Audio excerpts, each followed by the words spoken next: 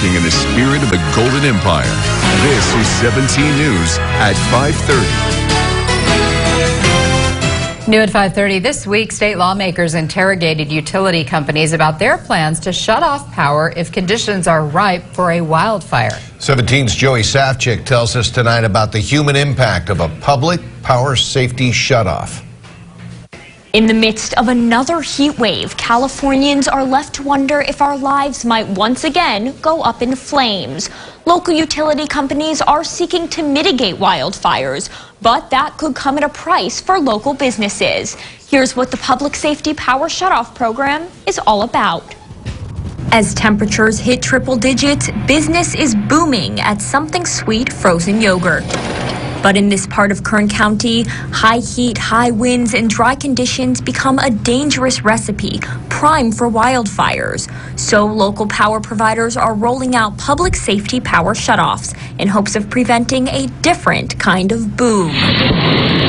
In July, independent business owner Taylor Goins was surprised by a text from SoCal Edison. I was just really confused. I was like, what's this about? It was really stressful because we had no idea when or if it was going to happen. Goins knows a power loss at his Lake Isabella yogurt shop would be anything but sweet. At any given time, we have up to $3,000 to $5,000 worth of product. That would just be devastating. Not as devastating as what could happen. As long as there's the possibility of not starting a fire, then I guess it's very important. But of course, no matter what, it's going to be stressful to lose $5,000 of product. A generator? We have between all the machines, we have about 20 refrigerators and freezers. So a generator is just not realistic. Several weeks went by. SoCal Edison has yet to cut power. It could happen in the middle of the night when everybody's asleep, and then we wake up and everything's rotten. Goins doesn't sugarcoat the potential impact. Down the road at the Kern River Valley Senior Center, loss of power could become life-threatening. No, I don't tolerate the heat a lot, real well. Judy Stewart has breathing issues, and she's susceptible to heat stroke. Just to be inside of a house, even if you open the windows, having no power would affect a lot of people getting sick. They've lived through fires before, and they say losing power would be worth avoiding another disaster. They just ask for more transparency. When we compare that to that Erskine fire and how much devastation it caused, yes, just let us prepare for it. Here in California, electric power has been responsible for sparking a number of massive wildfires. Last year's Camp Fire and the 2016 Erskine fire, both ignited by power lines.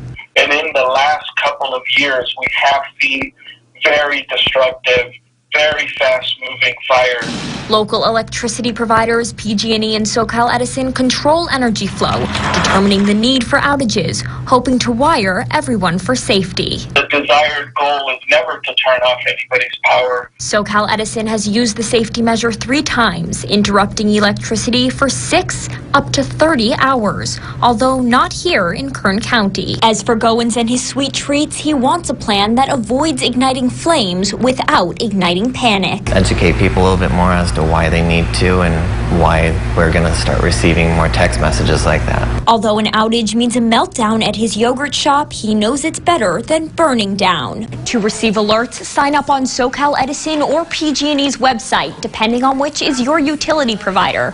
Fire officials and the power companies implore you to stay up to date on the shutoff threats in your area and have an emergency plan in place.